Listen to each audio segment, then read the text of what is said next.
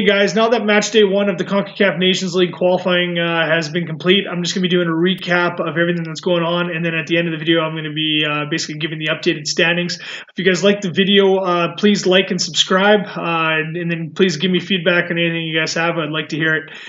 So going forward, first game of the match day 1 was Dominica hosting Suriname. I predicted that it was going to be a 1-0 game for Suriname. It ended up finishing 0-0.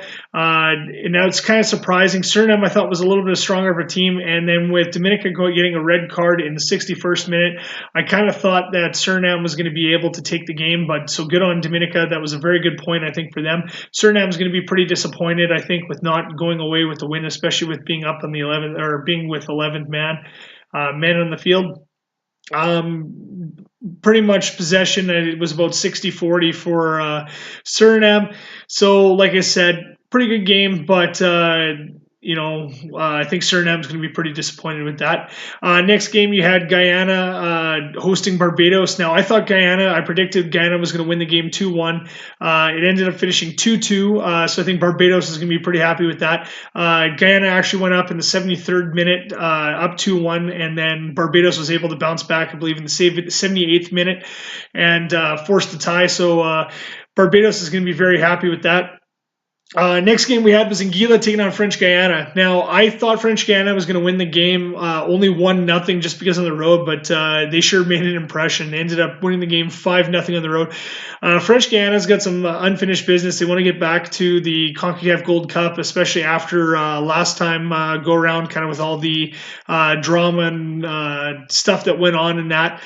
I feel like they thought they could have done a lot, maybe a little bit better than what they did. So they'll be looking to get back there.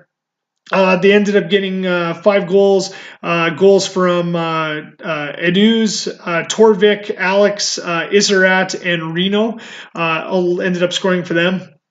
So French Guiana will be looking at 5-0. I think is a good result. That'll be sitting good for them, at least to get into League, or I shouldn't say League A, to get into the Gold Cup. And I think they'll be kind of knocking on the door there for potentially getting into League A.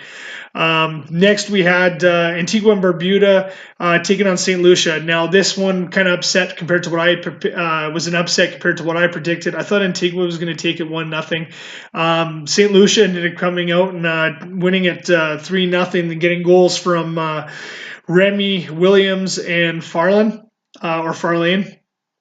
So St. Lucia is going to be very happy with that. That's going to really help them with the push of maybe getting to League A. I still think they're going to get in League B, but I think they're going to, that's going to help them out. I don't really know how they're going to do after that, but I think that's going to be a very good result for them. Next, here I had Belize taking on Bahamas. I thought it was going to be a 1-1 draw, 2 close teams, but you can't really, I guess, underestimate Belize. They got some very good players on their squad. They ended up taking the game 4-0, getting goals from Macaulay and 2 goals from Lopez, as well as an own goal from Miller. So 4-0, that'll be very good for them. Belize is going to be sitting up there in the standings, especially after this. So we'll see how they're going to be able to do in match day 2, and we'll go from there. Next, we had St. Vincent and the Grenadines taking on Nicaragua. I had this as a 0-0 draw. I thought it was going to be 2 close teams. Nicaragua ended up taking it 2-0 on the road. So that will be very good again for them. They ended up getting goals from Nino and Barrera, sorry. So yeah, Nicaragua, that's a good result for them. Pretty much in this competition, anytime you can get 3 points, especially with only 4 games, that's going to really help your case to be up there in the standings. So Nicaragua is going to be very happy with that. Next game we had was some history being made. Cuba was taking on the Turks and Caicos Islands. I predicted that it was going to be a 2-0 game for Cuba, and boy, was I wrong. Cuba ended up breaking a record for the most goals ever scored by their nation in a competition by scoring 11, winning the game 11-0. So that broke that record, so they'll be very happy with that. I just don't know what to tell you. They ended up getting Luis Paradella ended up getting a hat trick in the game. Morris ended up cashing 2 goals, as well as Baquero. Santa Cruz also got 2 goals, and Caballero ended up getting 2 goals in this game. So it was a home game for Cuba. Cuba's going to definitely want to keep that going if they're going to, with that result, to try to force that or try to get them, especially in the League A and that Gold Cup. It's a very good result. We'll just see if they're going to be able to keep on this momentum going forward in the next couple games. But yeah, I think Cuba definitely sent a message to the rest of CONCACAF for that game that, especially on their home turf, they're going to be a very difficult team to beat in this qualifying stage. Next game, again, it was another interesting game. We had Montserrat taking on El Salvador. Montserrat at home. I thought El Salvador was going to have an easy time with this game. Montserrat, I think, only has a population of about 5,000 people. So I didn't really expect too much out of it, and I definitely didn't expect what happened. With only having about 25% of the possession, Montserrat ended up taking the lead with a goal by Taylor in the 38th minute. El Salvador kind of, even though they had the possession and pretty much was all in Montserrat's end in the first half, but Montserrat came out with the lead. And then in the second half, things kind of turned around. In the 62nd minute, Sarin ended up scoring, Oscar Sarin, to tie it 1-1. And then I actually kind of thought that's how the game was going to end, which would have been a very, very great result for Montserrat, but a very disappointing result for El Salvador. El Salvador, I think, was expecting to score a lot of goals in this game, but they ended up at least getting the 3 points with a goal again by Oscar Sarin in extra time there after the 90th minute. Like I said, I can't really say too much about it besides I know El Salvador is going to be pretty disappointed that they couldn't have got a lot more goals to get them up in the standings. But they're going to be looking to bounce back in match day 2. But like I said, even with the loss, Montserrat, I think, is going to be very happy with the result, playing a Pot A team and only being down by 1 goal differential. I think is going to be very good for them, and I'm going to be kind of excited to see how they're going to bounce back from this.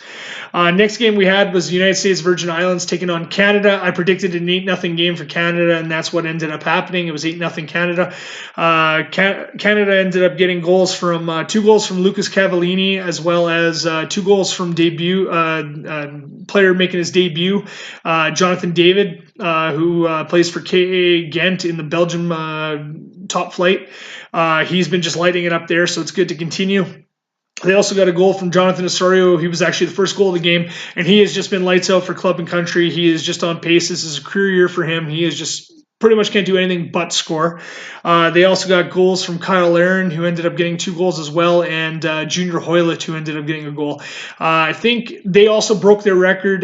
Canada, their previous record, I think, was a 7-0 win over St. Lucia.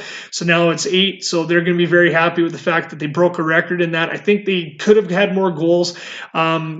United States Virgin Islands, even though it wasn't played there due to past damage to their grounds, it was played in Florida. They ended up selecting the smallest field that was allowable underneath CONCACAF for competition like this, which helped kind of pen them in. But Canada only played 2 defenders in this game, and I don't even think United States Virgin Islands even registered in a shot or really an attempt in this game. It was pretty much all in the USVI's end. So Canada will be pretty happy. That's a good start for them, especially breaking that record. Next game we had was Bonaire taking on Dominican Republic. Again, like I said, it's pretty difficult comparing some of these countries. I had Bonaire taking the game 1-0, and Dominican Republic ended up taking it on the road. Not close game, 5-0 for Dominican Republic. Getting goals, hat trick from Peralta, as well as goal from Lopez and Heredia. So Dominican Republic really set themselves up pretty well in this competition, especially after match day 1. Then we had Aruba taking on Bermuda. I had Bermuda winning this game 2-1 on the road, and Aruba, with only having 33% of the possession, really took their chances and really made them count, because they ended up winning the game 3-1, getting goals from Gomez, Betan, and Santos, where Bermuda's lone goal came from Smith in the 21st minute. Like I said, Aruba scored 2 quick goals in the 7th minute, in the 11th minute to go up, and then Bermuda kind of made it close, but Aruba kind of put it away there in the 50th minute there in the second half, and then just kind of bunkered in, and Bermuda couldn't really do anything, so they'll be happy with that. Aruba going forward. Next game we had was Jamaica taking on the Cayman Islands. Jamaica, I predicted it was going to be 6-0. Jamaica ended up only winning this game 4-0. I think they're going to be well, they're going to be happy that they got the 3 points, but I think they definitely think they could have got more, and I expected them to get more. Very good result. I know it's a loss 4-0, but very good result in my opinion for the Cayman Islands, especially going up against the #1 ranked team in this qualifier. I think they're going to be happy. They actually kind of showed that they can actually play with, I'm not saying like beat, but compete with some of these bigger nations. So Cayman Islands will be kind of interesting. Like I said, one of those small islands to see how they do. I still think they're going to get in League C, but it'll be kind of curious to see how they go. So Jamaica ended up getting goals from Darren Maddox. He scored twice, and Corey Burke ended up scoring the other 2 goals for Jamaica. Next game we had was another fun one. We had St. Kitts and Nevis taking on Puerto Rico. It was very good goaltending, lots of play. It was good saves on both ends. Both very even possession wise. It ended up coming down to the wire in extra minutes. Harrison, I'm going to butcher this name, but Panawaitu scored in extra time there in the second half, right at the buzzer to win, put them up 1-0 at home. So I think St. Kitts is going to be really relieved. Very disappointing for Puerto Rico, but I'm pretty sure Puerto Rico will bounce back from that. So that'll be pretty good. Then some more history that was made in the next game. We had Haiti taking on St. Martin, the Dutch side of the island. I had Haiti taking the game 4-0. So I'll be, like I said, I maybe thought maybe they can get more. Like I said, I don't really know too much about the two St. Martin. I just know that like they're kind of lower ranked in CONCACAF, and Haiti was one of the stronger teams. But man, Haiti sure put on a show, setting history with 13 goals. Getting goals from Nazin, ended up getting 5 goals in this game, and he is, I believe, the leader when it comes to scoring in this qualifier so far. And they also got 2 goals from Parrott, a goal from Charles and Mustavar, as well as Carlins and Etienne and Louise all scored 1 goal as well. And then there was an own goal from Forsyth that ended up going in the net. So Haiti's going to be very excited. I believe they're first place overall in this competition as of match day 1. So they're going to be looking to keep that going forward on and getting both League A and Gold Cup. Then we had Curacao taking on Grenada. I had Curacao winning this game 2-0. I didn't really, like I said, know too much about Grenada. I did know Curaçao's had some good games lately. They got a lot of players that play in the Netherlands and a couple, I believe, in England. They ended up winning the game 10-0. Very good game, getting goals from Janga, who got a hat trick, as well as Bacano, who got 2 goals. Martina, Kuaz, Nepomuceno, Hoy, and Lutera, all getting 1 goal apiece for them. Curaçao's kind of one of those countries. They're kind of there with French Guiana, but I think they got a little bit more talent than French Guiana, in my opinion. I think they're going to be like a sleeper. I don't think they're going to I think they'll make the Gold Cup. Whether or not they make League A, I think they will with the draw they have, especially after that result. But if they get in the Gold Cup, they could be like how Iceland did in the Euros, which just went on a run. I don't know if they'll be able to win it, especially against Mexico and some of the top teams in CONCACAF. But I think they can be one of those countries that can maybe make a push and have a little bit of run. So be watching out for them when it comes to the Gold Cup. I think they'll definitely be in there. But yeah, like I said, Curacao, good game. They won 10-0. Grenada's not going to be happy with that. I think they really thought they can get closer than that. But Curacao just really lit it up, especially in the second half, actually primarily in the second half. So we'll see how they do going forward. And then the last game of match day 1 we had was St. Martin, the French side, taking on Guadeloupe. I predicted Guadeloupe was going to win the game, but I thought it was going to be 2-1. Guadeloupe ended up winning it 3-0. So they'll be happy with that result, getting goals from David, Gendry, and Pasapi. So yeah, Guadeloupe, that's another good game. Anytime, like I said, you can get 3 points in this competition, you're setting yourself up really well. So after that, like I said, I'm going to be liking it. CONCACAF, I think, did a great job with this. I know they kind of copied the UEFA model for it, but I think as a soccer fan, international soccer fan, I think that this is nothing but great. Just seeing your team playing more competitive matches instead of only seeing at the big competitions or qualifying for that. So that'll be pretty cool, especially that CONCACAF's using this as a Gold Cup qualifier. I think is going to be great. I'm going to be kind of interested to see how they're going to be doing it going forward with how they're going to do the Gold Cup, or if they're going to add now every team into it, including the 6 that were missing. And I guess Guatemala, who's now facing suspension, and I don't know how they're going to fit in when this whole league gets flipped. But based on all those games, so as of match day 1, as of now, the 6 teams that are sitting in League A, as well as also qualifying for the Gold Cup spot as of now, are Haiti first, Cuba, Curacao, Canada, and Dominican Republic. Those are your top 6 teams. Oh, and French Guiana, sorry, are your top 6 teams. So they're not only making the Gold Cup as of right now, but they're also in League A. Also making the Gold Cup, but in League B, are Jamaica, Belize, St. Lucia, and Guadeloupe. So those teams right now are sitting in Gold Cup spots, but also sitting in League B spots. So I know Jamaica is going to definitely want to improve on that and get in there. Same with El Salvador is going to want to get into League A as well as qualify for the Gold Cup, so that they're going to be bouncing back. So other teams in League B you got are Aruba, who's 11th, Nicaragua, El Salvador, St. Kitts and Nevis, Guyana, Barbados, Suriname, Dominica, the British Virgin Islands, and Martinique. And the only reason those 2 teams right now, CONCACAF has them there, is just because they haven't played, so they haven't. That's kind of where they sit.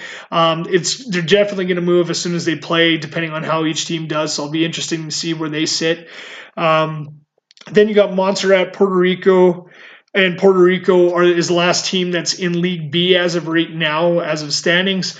Like I said, a lot of those teams are on 1 loss, but just because of the goal differential, that's why they're able to stay in League B.